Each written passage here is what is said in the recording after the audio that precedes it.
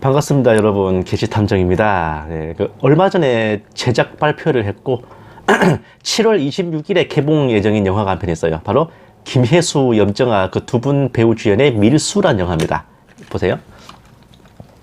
이런 포스터고, 밀수는 바다에 던져진 생필품을 건지며 생계를 이어가는 사람들 앞에 일생일대 큰 판에 벌어지면서 휘말리는 해양 범죄 활극이다. 7월 26일 개봉. 바다에 던져진 생필품을 건지며 생계를 이어가는 사람들을 소재로 한 작품이에요. 해녀, 바닷가 주민들, 밀수꾼들을 소재로 한 영화지만, 어째 스토리 소개에서 이제 바다에 던져진 생필품을 건져서 생계를 이어간다 그러니까 뭔가 굉장히 애잔하기도 하고 서글퍼 보이기도 하는데, 수백 년 전 옛날에 해녀와 밀수꾼이 아닌 정말로 하천에 쓰레기를 주우면서 비참한 삶을 이어갔던 사람들의 이야기가 문득 떠올랐잖아요. 오늘은 잘 알려져 있지 않은 역사의 비하인드입니다. 여러분들도 아시다시피 복수는 복수를 낳는다는 법칙이 있어요. 이걸 다른 말로는 업보라고 합니다. 내가 오늘 저지른 짓이 다른 누군가에게 원한을 사게 되고 그 원한은 돌고 돌아 내게로 다시 돌아온다는 거죠. 당사자가 당하지 않는다면 후손에게 일어나, 피해자의 손이 아니더라도 다른 누군가에 의해서라도 반드시 피드백이 돌아옵니다. 이런 예는 역사에 두루 찾아볼 수 있어요. 옛 삼국시대 백제 의자왕은 그 멸망 후에 신라의 그 무열왕 김춘추 앞에 무릎을 꿇고 술잔을 따랐습니다. 그리고 신라 태자가 백제 태자의 얼굴에 침을 뱉으면서 이제 망신을 줬죠. 이 신라 태자가 그 문무왕이야. 수백 년 뒤 후백제의 견훤이 신라 수도 경주를 함락시키고 경혜왕을 살해하고 왕비를 겁탈하는 복수를 했습니다. 고려시대에는 오랫동안 후백제와의 전쟁에 시달린 끝에 트라우마가 왔는지 옛 후백제 지역이었던 그 차령산맥 남쪽 지역 사람을 등용하지 말라는 룰까지 있었어요. 후뇨 10조, 태조왕건의 유언이었습니다.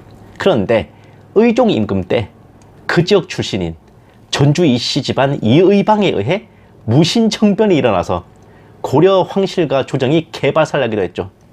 고려시대 문신제거법, 무신정벌, 무신정변, 맞다. 실수. 그랬다가 이 이의방은 이제 또 다른 무신 집권자 정중부에 의해서 이제 그 이의방이 죽자 고려 조정이 이의방의 가문을 몰살시켰습니다. 그 와중에 이의방의 동생 이린이 간신히 살아남아 도망쳤는데, 그 이린의 6대 손이 바로 조선 태조 이성계였습니다. 이 사람이 고려를 멸망시키고 고려 왕실을 그야말로 홀로코스트를 방불케 하는 대숙청으로 말살했죠. 이렇게 피로 피를 씻고 복수에 복수를 더하는 업보는 역사 내내 존재했는데, 중국에서 대륙급 스케일을 자랑하는 레전드급 복수 사례가 있었어요. 중국 송나라의 정통을 이은 남송은 몽골이 세운 원나라와 무려 50년 전쟁을 벌였습니다.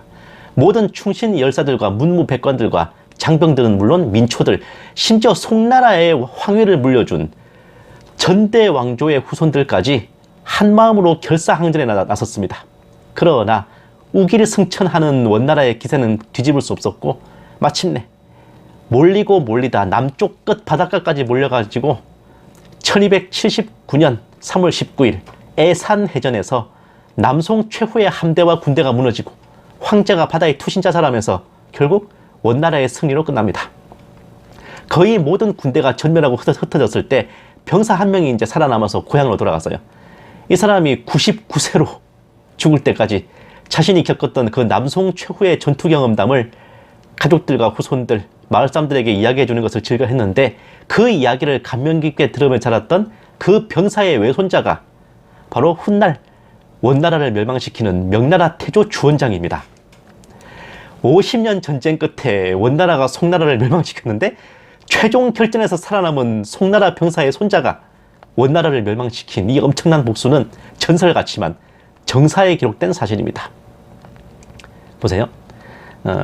방국진, 장사성, 진우량, 곽자흥 등 원나라 말기에는 이렇게 여러 한족 군웅들이 할거에 있었습니다. 주원장은 이제 원나라를 쳐부수기 전에 먼저 한족들과의 내전을 거쳐서 후보 단일화를 해야 했어요. 군벌들은 여럿이 있었지만 가장 강성한 쌍벽은 주원장과 더불어 진우량이라는 사람이었습니다. 다음, 이 최대의 라이벌 주원장과 진우량은 1363년에 파양호라는 거대한 강에서 건곤일척의 한판 승부를 이제 벌이게 됐죠. 누가 천하의 주인이 될 것인가? 왜? 원나라는 이미 끝물이었기 때문에 여기서 이긴 사람이 사실상 그 중원의 지배자가 되는 거였습니다. 또 보세요. 이때 진우량의 함대는 붉게 칠한 30m 높이의 거대한 함선들로 수백 척의 대함대를 구축했어요. 전 장병들은 물론 군인 가족들과 문관들까지 전부 함대에 태워가지고 정말 내다파의 승부를 건 겁니다.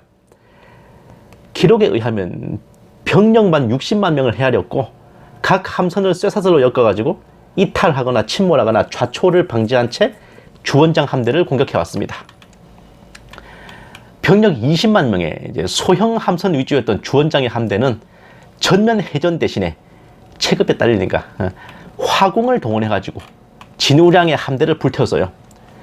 거대한 크기라서 기동력이 부족하고 그리고 쇠사슬로 연결해가지고 개별 이탈이 불가능했기 때문에 이 진우량의 함대는 그대로 무너지고 말았습니다. 어디서 많이 보던 광경일 텐데 훗날 나관중이 삼국지 연의를 쓸 때 이 파양호 대전 부분을 각색해서 적벽대전 부분을 집필하기도 했어요. 이렇게 주원장의 최대 라이벌인 진우량이 멸망하자 주원장은 한쪽 군벌들을 통일한 후 북진하여 원나라를 무너뜨렸는데 이 와중에 세계사의 길이 남을 복수극이 벌어졌습니다. 그 진우량의 병사들과 가족들을 그대로 그들이 타고 왔던 붉게 칠한 함선에 태운 채 육지에 내리지 못하게 하고 강과 하천을 떠돌며 살게 했던 겁니다.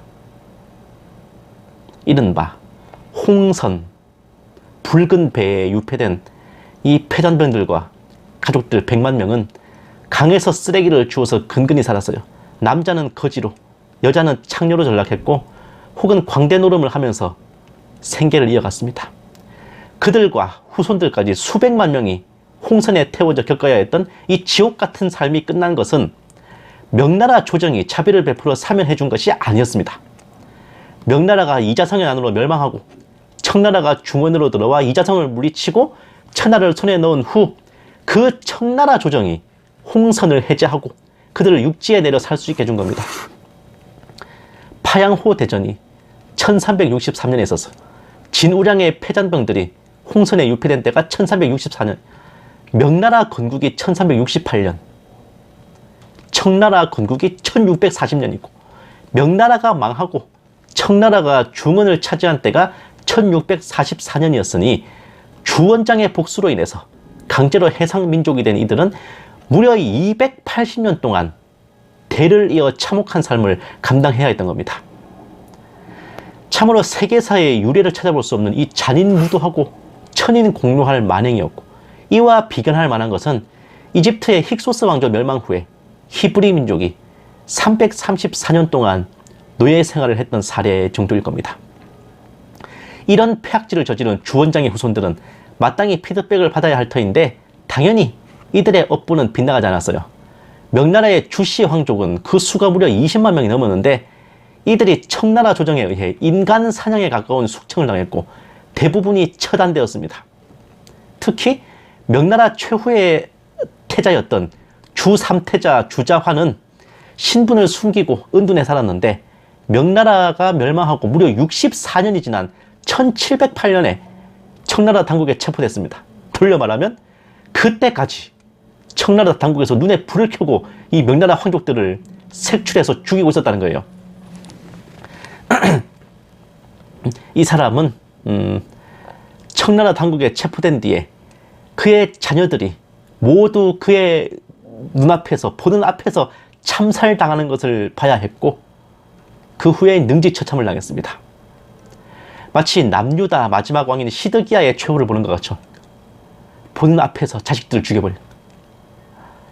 명태조 주원장이 저지른 천인공노할 복수극이 결국 업보가 쌓여가지고 후손들이 고스란히 피바다에 잠긴 셈인데 참 세상 살아가면서 원한 찌고 살아서는 안 되겠다는 생각이 들게 합니다. 밀수, 새로 나온 영화 소개글 한 편 핑계로 제대로 방송 분량 뽑았네요. 하라는 공부를 안 하고 쓸데없는 것들만 많이 보고 배운 보람을 이럴 때 확실히 느낍니다. 오늘은 특별히 흥미로운 역사 이야기를 소개해드렸는데 가끔은 골치 아픈 정세분별이나 정치 소재 대신에 이런 교양 수업도 괜찮아 보입니다. 감사합니다. 게시탐정이었습니다.